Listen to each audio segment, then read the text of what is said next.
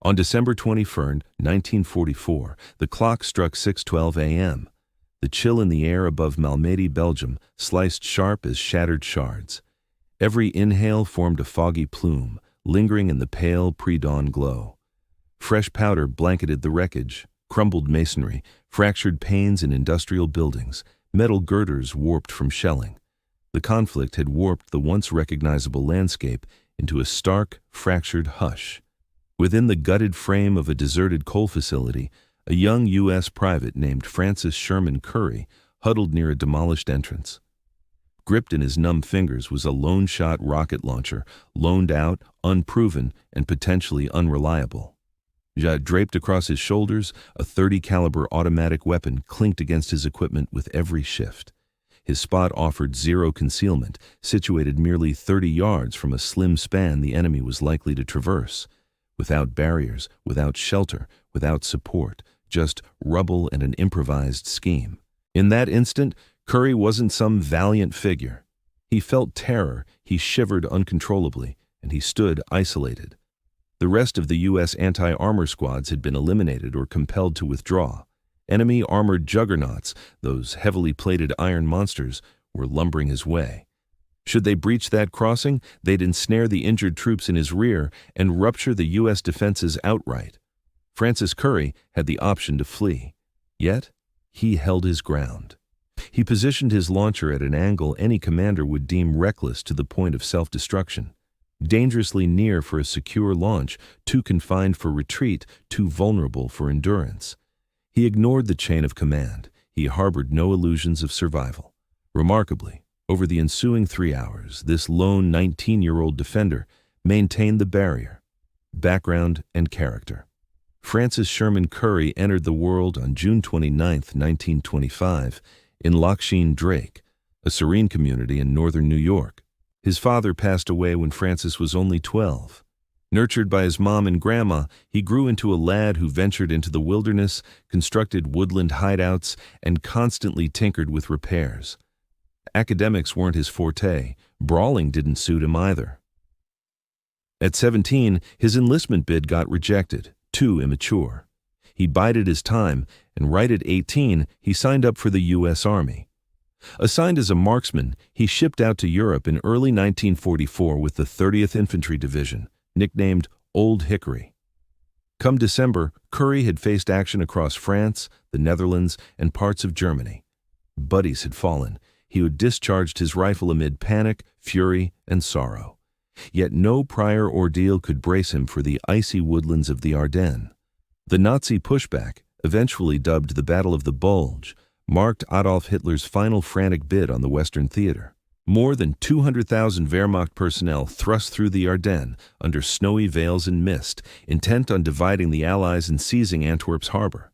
The GIs dug in there were drained, short on supplies, and caught off guard by such a fierce push.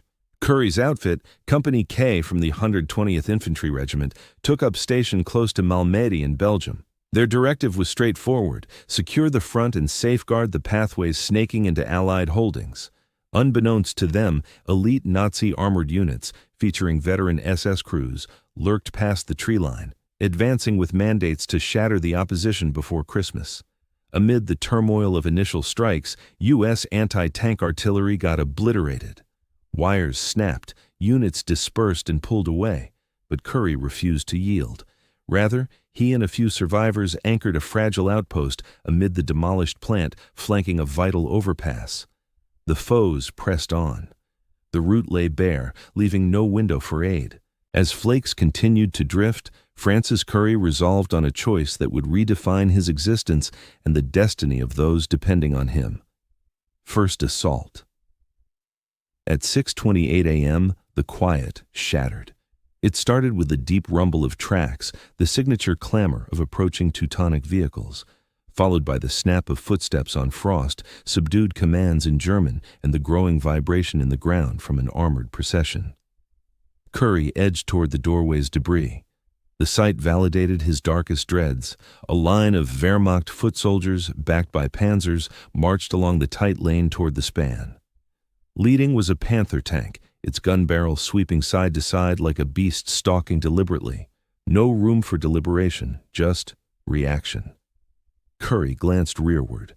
Within the factory's debris, 5 hurt Americans remained trapped beneath a fallen barrier from prior bombardment, immobilized, incapable of flight. A German advance over that bridge would overrun them entirely.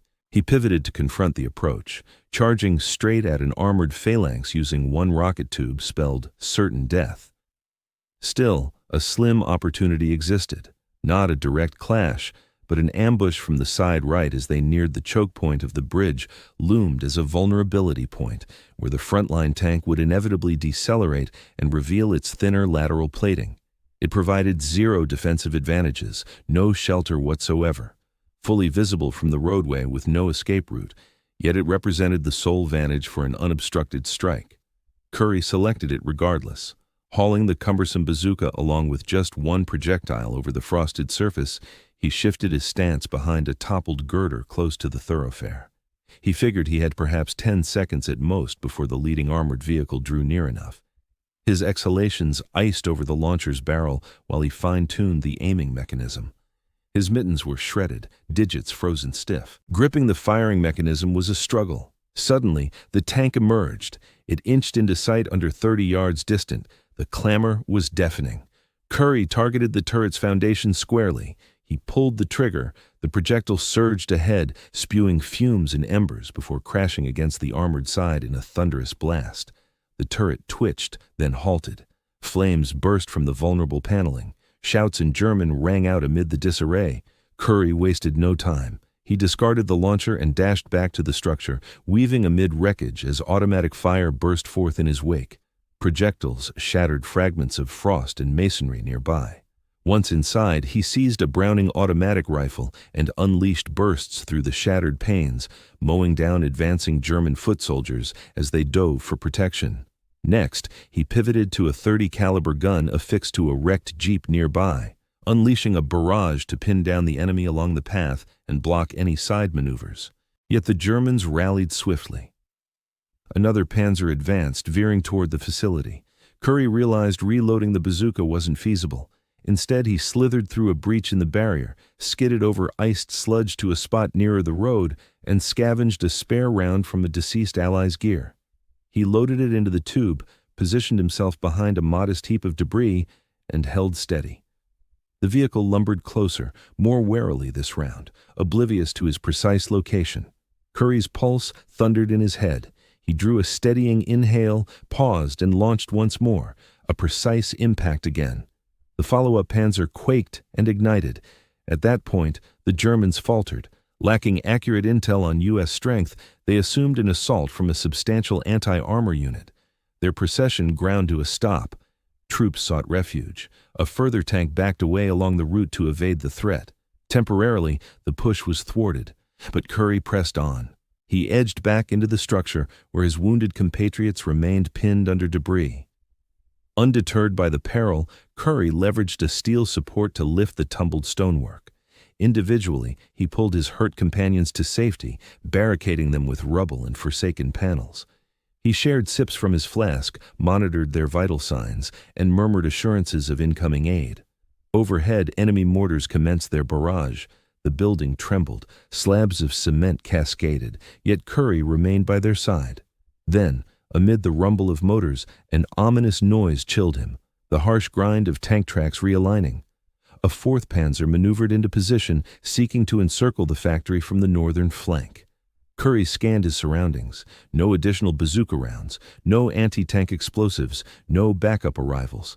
Just a single choice remained. By the bridge, a ruined U.S. half-track sat idle, left from the prior clash.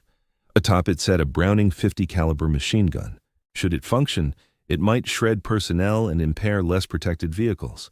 But it sat utterly vulnerable. Reaching it meant charging across barren terrain right under foe observation. It bordered on insanity. Still, Curry didn't falter. He shouldered his weapon, glanced one final time at the lives he'd preserved, and muttered under his breath, "Time to end it." With that, he charged into the onslaught.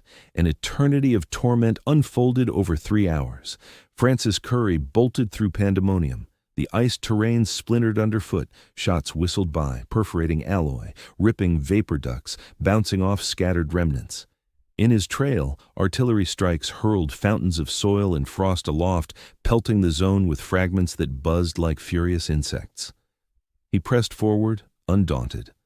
The charred U.S. half-track hulked beside the bridge, a mangled frame of warped metal, blistered coating, and fractured panes. Its flank plating had warped from a close strike, but the .50 caliber atop the turret perch endured intact. Curry clambered aboard the distorted frame, the heated surface biting his hands despite the ragged gloves. The instant his silhouette crested the edge, German soldiers detected him. A flurry of a dozen firearms erupted. He crouched low, wrenched the Browning's action, and hoped against seizure. It cycled freely. The gun thundered into action, ferocious and unrelenting, overwhelming the battlefield din. Its muzzle flashed rhythmically as he traversed it over the roadway, slashing through the oncoming German ranks. Troops toppled, transports retreated. A third pan. The Panzer, trying to swing around for a flanking move, screeched to a halt and swerved wildly, its occupants bailing out amid relentless enemy fire. Curry lacked any shelter. Bullets whizzing toward him sparked wildly over the battered half-track's chassis. The weapon grew scorching quickly, vapor rising in the chilly flakes, yet he continued blasting away. Every fifth shot was a tracer, fiery crimson trails slicing through the mist and slashing paths across the combat zone. He wasn't merely exposed anymore. He had become the focal point of the fight. Over the following 20 minutes, Curry manned that position, swinging the barrel from side to side, compelling the whole German convoy to grind to a stop. The span in his rear stayed secure. The 5 injured GIs inside the plant endured. No single armored vehicle made it across. Finally, the piece overheated. Fumes rose from the tube. The mechanism seized up. Curry stomped the quick release, leaped down from the vehicle, and dashed off. He dove into an icy trench, gasping for air, a thin stream of blood dripping from a gash on his throat. Acrid fumes of scorched lubricant invaded his nostrils. Far off, Teutonic commanders shouted orders. Curry detected the rumble of treads resuming. Yet, another vehicle shifting position. They were rallying, reorganizing, gearing up for another assault.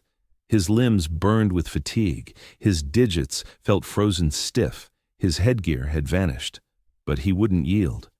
During the ensuing 2 hours, Curry battled like a spectral force amid the ruins. He darted from one crumbled structure to another, slipping into cellars, utilizing splintered panels as shields.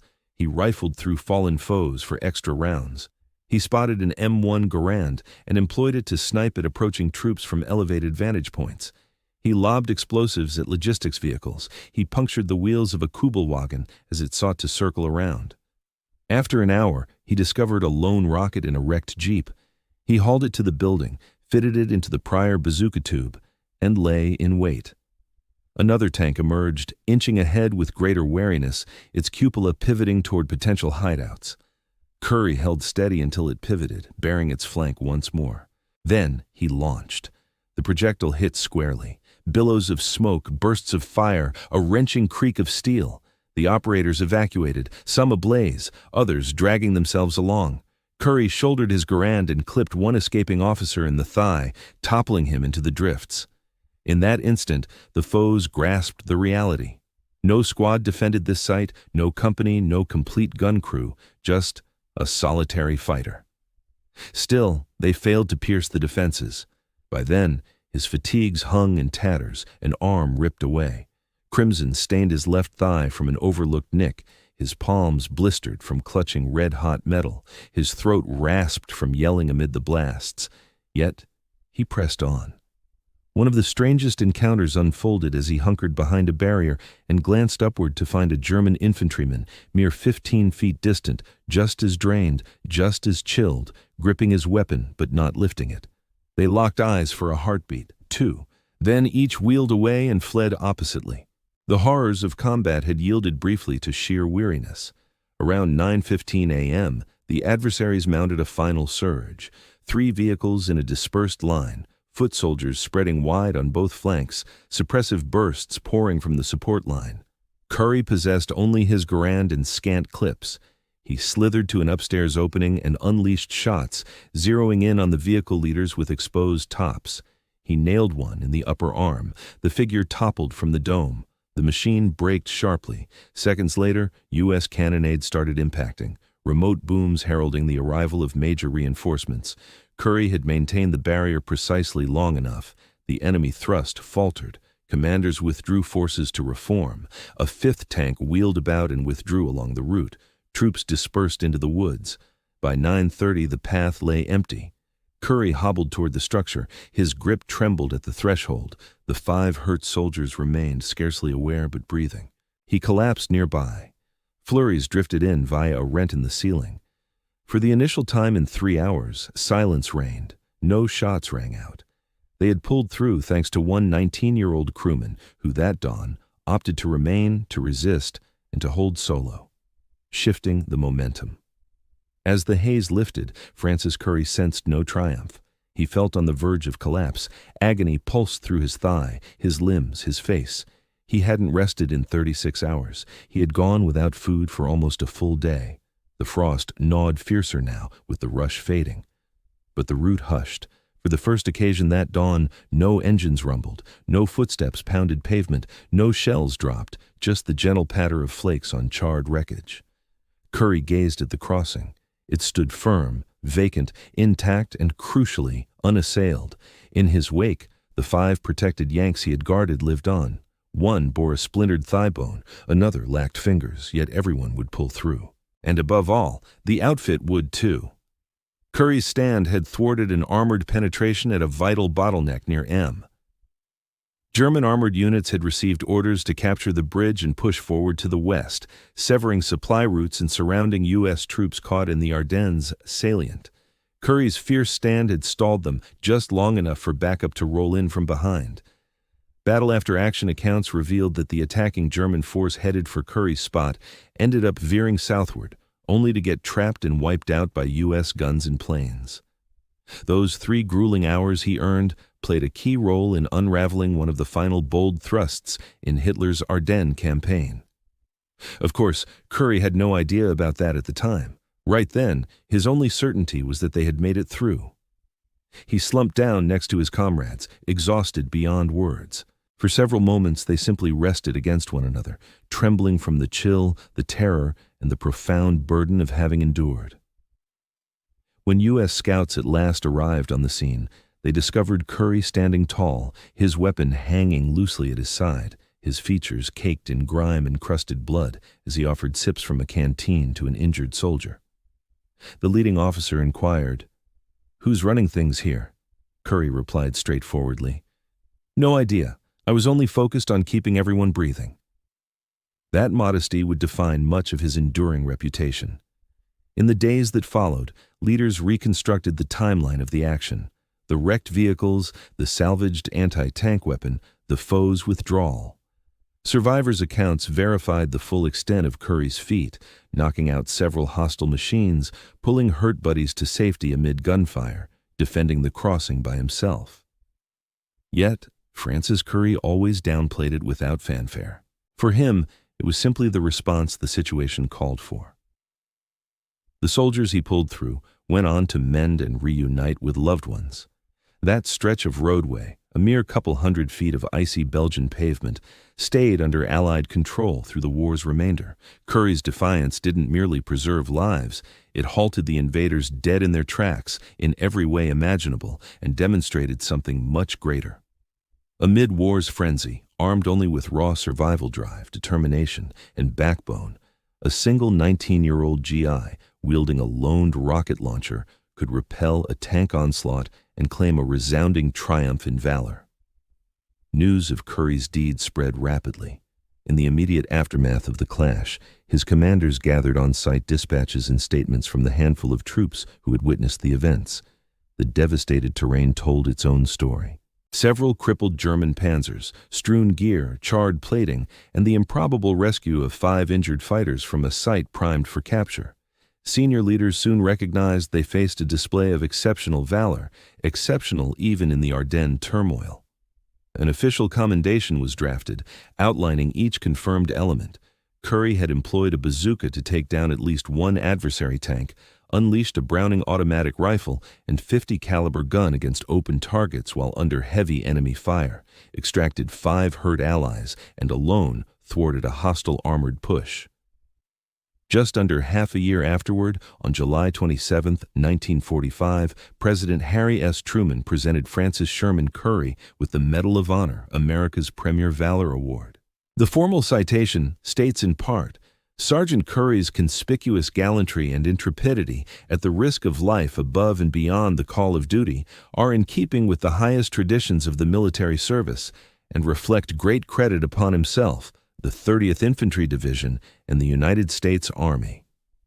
At 20, Curry came home to America without any boastful stride, but with the subdued poise of a man who had fulfilled his duty and sought no acclaim for it. In later talks, he shied from embellishing that day's events. He once remarked matter-of-factly, "I just did what had to be done." Post-war, Curry resumed life in New York. For decades, he served at the Veterans Affairs Office in Albany, committing himself to aiding fellow vets in rebuilding and recovering. He avoided public attention, turning down numerous tributes and celebrations that peers might have sought. Still, his tale persisted. In 2009, his community paid homage by dedicating the Hurleyville Post Office as the Francis S. Curry Post Office. Eventually, a monument rose in Buffalo's Casanova Park, capturing the instant he launched his bazooka while shots flew, a medal homage to the bravery of a teenager who stood firm. Curry stood as one of World War II's youngest Medal of Honor winners and one of the final survivors into the 2000s.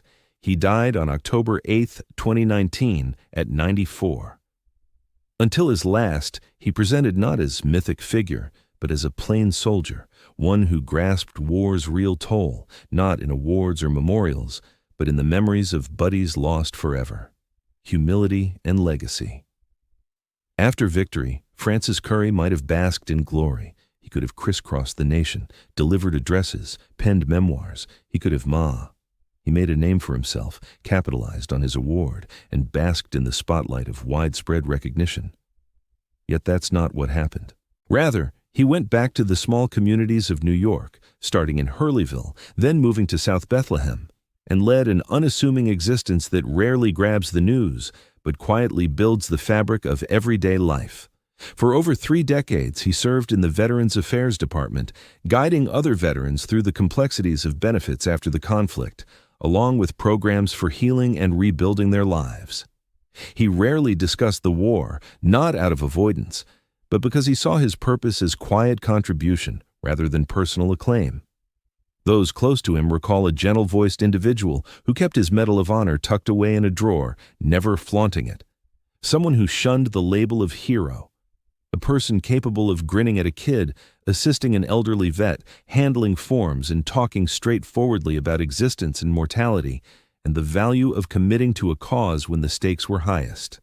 His modesty formed the foundation of his resilience. In an era where fame frequently eclipses dedication, Curry's path highlights another form of excellence, one built on understated deeds rather than overt admiration. His bravery wasn't a marketed image. It was a choice forged in icy sludge amid hostile bullets, driven by motives far removed from seeking notice. There's a deeply American essence to that quality. His experiences have appeared in school lessons, military academies, and executive training to demonstrate not only bravery, but also unwavering honesty, the sort that persists long after the media frenzy dies down. To learners, he transcended a mere entry in a history book. He embodied accountability, the resolve to intervene when others hesitate. And there's a richer insight embedded in this. Francis Curry didn't triumph in that clash by being the mightiest, swiftest, or best equipped. He prevailed through readiness, composure amid chaos, and an unyielding focus on those he was defending. Not for fame or retribution, but for the comrades at his side. In a society craving examples to follow, Curry provides a solid one, anchored in real depth. He illustrates that guiding others doesn't always involve issuing orders. At times, it means inching through rubble to rescue another. Other times, it involves holding firm without any assurance of victory, purely because it's the moral path. and occasionally it resembles a teenage enlistee opting not to flee when escape would have been the simplest option imaginable. In his final years, when questioned about that fateful day in Belgium, Curry skipped grand orations or theatrics. He simply stated, "I just did what was necessary." Perhaps that's the enduring inheritance. For in those few words lies the essence of all he stood for: obligation free of self-importance, valor without fanfare, and the realization that lasting impact comes not from those chasing immortality, but from individuals who, in the toughest instant, opt to fulfill what's required. What about you? We exist in an age of ease, diversions, and choices. The vast majority of us will never confront what Francis Curry encountered on that December dawn in 1944. Few will ever find themselves isolated against advancing tanks, injured comrades in tow, foes closing in, armed only with fleeting moments to define their true nature. Still, his tale poses a query that resonates far beyond the front lines. How do you respond when guidance is absent? When fleeing feels like the path of least resistance, when every instinct urges retreat, yet the situation calls for endurance? Francis Curry didn't halt a Panzer assault because he was the elite warrior present. He didn't maintain the defense out of fearlessness. He upheld it through a deliberate decision, and that's the element worth holding on to. We all encounter such junctures, not with weapons and blasts perhaps, but with duties and perils, where scrutiny is nil, directives lacking, cheers non-existent, and outcomes uncertain. Points in time when action is needed, and you're the sole candidate. Curry's desperate stance wasn't merely a tactical spot in combat. It served as an emblem for every seemingly hopeless, hazardous, or unfeasible call that demands resolution anyway. That's the force behind this narrative, not solely the magnitude of his efforts, but the straightforwardness of his motivation. He observed 5 injured soldiers in his rear. He spotted German armor approaching, and he resolved, "No reinforcements are arriving, so I'll hold." We tend to envision bravery as boisterous, dramatic, or theatrical. But at times, it manifests as a 19-year-old enlisted man crouched in the frost, gripping a borrowed bazooka, fully aware survival odds in the coming minutes were slim, yet electing to fire regardless. That's bravery, that's integrity. And that's why this account resonates not only with those studying conflicts, but with anyone pondering the impact a single individual can achieve. So the challenge shifts to you now. If you were in that plant, with 5 fates depending on your resolve, if doom loomed ahead, if the prospects seemed insurmountable, would you remain? Would you resist? Would you take that fatal position? What struck you hardest? What actions would you take in Francis Curry's shoes? Share your thoughts in the comments. Beck's often, the most understated tales hold the profoundest wisdom. Likewise, the tiniest decisions, those overlooked entirely, are exactly what define our destinies.